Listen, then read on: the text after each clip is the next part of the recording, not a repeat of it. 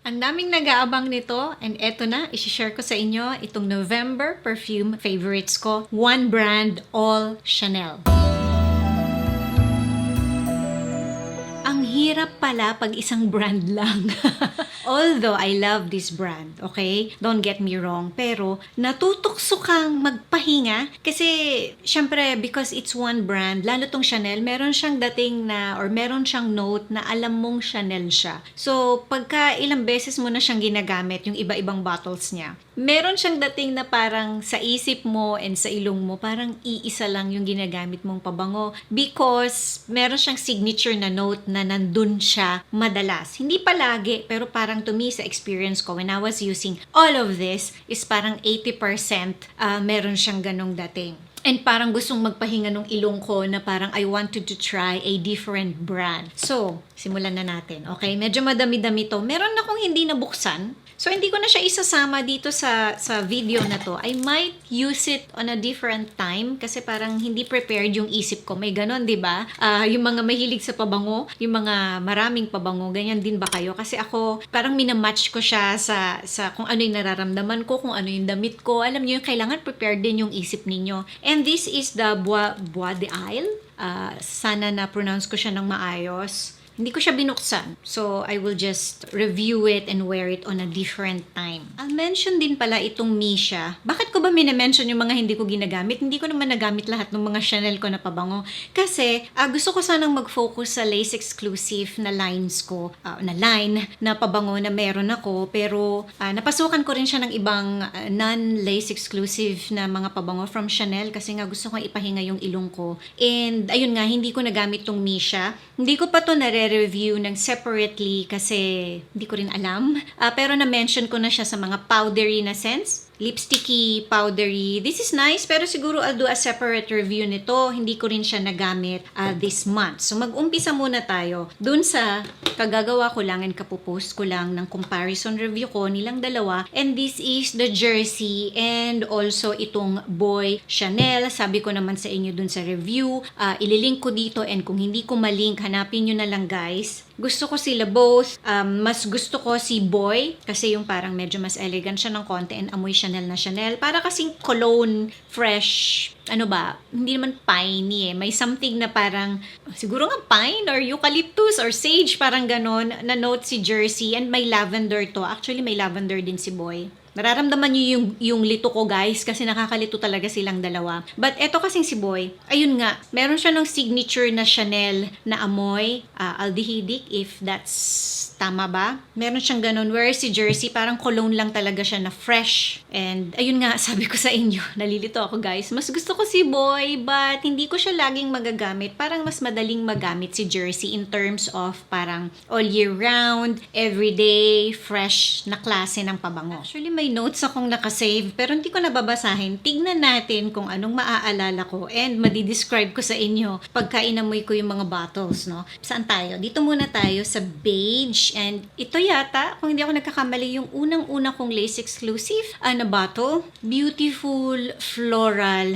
na pabango. Hindi siya masyadong nagustuhan ng husband ko. He finds it parang mature but to me, sa skin ko, pag tumatagal to, parang mas tumatamis siya. And malakas to guys. Malakas to, but you have to be careful kasi sa ibang skin, actually medyo naaamoy ko rin siya, pero hindi siya ganun kalala sa skin ko. May pagka-indolic siya, medyo nangangamoy bathroom or ihi siya ng konti. But kung makakasundo ng skin nyo to, sweet, strong na floral. And ang fresh niya guys, sobrang fresh niya na, ito mararecommend ko to as wedding or bridal na perfume. 1957, medyo matagal ko na tong nami-mention sa inyo. Simple, musky, powdery, easy reach. Parang baby cologne, baby powder na type na pabango, good for everyday, ang linis. Parang hindi ka magkakamali dito kung gusto mo ng mga ganong klase ng pabango. Hindi nga lang siya ganon kalakas, but I think common naman yun sa mga musky na klase ng pabango, parang almost skin scent siya na parang malinis lang. I love this one. Nakita naman ninyo yung dent din. Lagi ko siyang nahihila. Ngayon ko lang to nagamit kasi madami sa mga lace exclusive ko na mga pabango. Of course, naamoy ko sila sa store bago ko sila bilihin. Pero sa dami ng pabango ko, marami sa kanila ngayon ko lang nabuksan. Etong number 22. I love this. Kung love ko si 1957, parang same sila. Sobrang bango niya sa akin. Ang sweet niya, parang almost malinis din siya eh. Kaya nga parang medyo magkalapit sila. Mas powdery lang si 1957. Ito parang ang sweet na parang floral na almost parang aquatic na may pagka-baby cologne din yung dating. Pero habang tumatagal, mas tumatamis siya ng tumatamis. Pero hindi candy na matamis eh. Kung si 1957 parang malinis na musky na powdery, eto parang itong number 22, malinis siya na parang soapy. And actually may incense siya, pero hindi ko masyadong naaamoy. Ang linis lang niya talaga sa akin. Parang mas gusto ko ngang ipaligo tong number 22 than 1957. Kasi si 1957, alam niyo yon, medyo common siya na powdery, musky, clean. Whereas ito, mas parang fresher siya, sabihin natin. And this one, I could see myself, kung wala akong ibang pabango, as my signature scent na parang pang everyday. Habol ko lang guys, for women siya, pero sa lalaki, try nyo to. Ang ganda rin nito sa lalaki na parang fresh pang summertime na pang everyday. Queer de Russie or Queer de Russie. Hindi ko alam kung tama yung pagkakapronounce ko guys. Nung nasa Singapore ako and naamoy ko to, sabi sa akin ng SA, hindi madami yung nagkakagusto dito because this is leathery, woody na klase ng pabango na parang a certain type of person lang yung may kaya nito. Parang ganon. And syempre, up for a challenge tayo. Pag amoy ko sa kanya, I love it. Ang na-picture ko dito is boyish na klase ng babae. Na-picture ko actually yung sarili ko, nagamit ko siya, nagpe-perform ako sa stage, I used to sing in a band, naka all black, naka leather na boots, alam nyo yon, rock chick, ganon. Ganon yung na-picture ko sa kanya. But, nung ginamit ko to, ang hina niya guys, andun na, amoy ko yung leather na note niya and andun yung parang signature na Chanel na note niya. Pero I wished na parang medyo mas stronger pa siya ng konti. But then again, okay siya siguro for a leathery perfume na at least pwede mong gamitin sa mainit na weather, sa weather natin dito sa Philippines. Ang sexy nito eh. Nasisexihan ako sa kanya, pero parang sana lang mas malakas siya ng konti. But then again, it's okay kasi gusto ko rin siyang pinapaligo sa katawan ko. Pagpasensyahan nyo na guys kung umingay, binuksan ko yung aircon kasi ang init. Okay, so dito tayo sa last bottle ko ng Lace Exclusive and this is the Coromandel. Okay, nung bagong bili ko to, medyo matagal na sa akin tong bottle na to. Gusto ko siya pero I find it too strong. Parang meron siyang dating ni Tom Ford na Black Orchid na I like it pero parang hindi ko yata kayang ipaligo sa katawan ko. Siguro 1 to 2 sprays lang, okay na ako. Patchouli, chocolate na klase ng pabango to. But, nung tumagal na yung bottle ko, mas naging yummy na siya. Yung chocolate na note niya, mas lalong, sabihin na natin, naging chocolatey. Mas lalong naging masarap siya. And I loved it nung ginamit ko siya. Ayun lang talaga, sumisipa talaga yung patchouli niya. So kung hindi kayo mahilig sa pabango na medyo amoy lupa, amoy earthy, amoy mo siya dito. Ang sexy nito sa lalaki. Pero kung kaya tong gamitin ng babae, maganda siya sa burst season, malamig, malakas yung aircon. If you want to smell earthy, yummy na amoy. Habang inaamoy ko siya dito sa bottle ko, yung chocolate niya talaga, ang yummy-yummy na niya. And isa to sa malakas dito sa line na to. Parang talagang nagpo-project siya, etong Coromandel. Ayun lang, hindi ko siya marerecommend as blind buy. Kasi, gaya ng sinabi ko, kung hindi ninyo masyadong kayang gamitin si Tom Ford na Black Orchid, maganda i-test nyo muna to sa skin. Pero parang mas yummy to eh. Mas yummy to compared kay Tom Ford na Black Orchid. Pero gusto ko rin yon. Pero ang kaya ko lang gamitin doon is yung Eau de Toilette. As of the moment ha. Try nyo itong Coromandel pero don't blind buy this. Ano ba yan? Kasi ang ganda niya. This is the Coco Mademoiselle na hair mist. I love this sa buhok ko. Parang ang sweet, floral, sexy.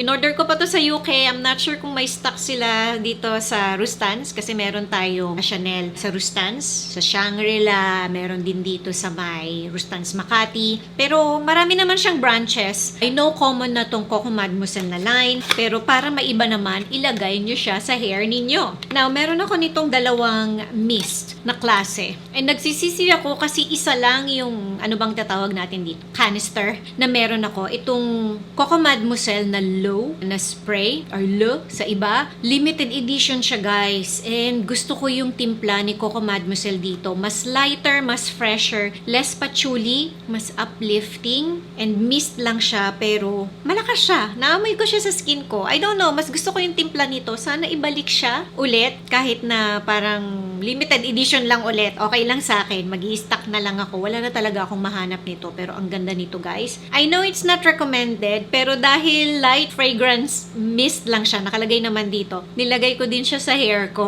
Ginamit ko din siya but don't do that every day kasi pwedeng mag-dry yung hair ninyo. Use a specific hair perfume for your hair kasi pagka perfume yung ginagamit nyo, paminsan-minsan it's okay pero pag lagi nyo siyang ginagawa, nakaka-dry siya ng hair. Itong isang canister ko, this is a regular product naman yata. And this is the Coco Mademoiselle again. And this is the Fresh Moisture Mist. So, perfume siya and lighter din siya pero medyo moisturizing siya. Alam nyo maganda to pagka gusto nyo si Coco Mademoiselle pero gusto nyo siyang gamitin sa gym. Pero ayaw ninyo yung masyado kayong malakas na malakas yung amoy. Yan, maganda siya. And medyo moisturizing din siya guys. And because moisturizing siya, again, ginamit ko na naman siya sa hair ko. Not recommended na gamitin siya everyday pero paminsan-minsan. Alam nyo yun, parang light mist lang all over your body. Kung gusto mo lang mangamoy ng Coco Mademoiselle pero hindi super tapang. Maganda to for everyday. Maganda siya as pang touch up. Ayun nga, ayaw ninyo na super lakas yung pabango ninyo but uulitin ko kahit na mist siya. Malakas siya guys. Okay siya. And tumatagal naman siya sa skin ko. So, kung gusto ninyo mag-try ng mga mist and hindi nyo afford yung mga eau de parfum, yung mga bottle ng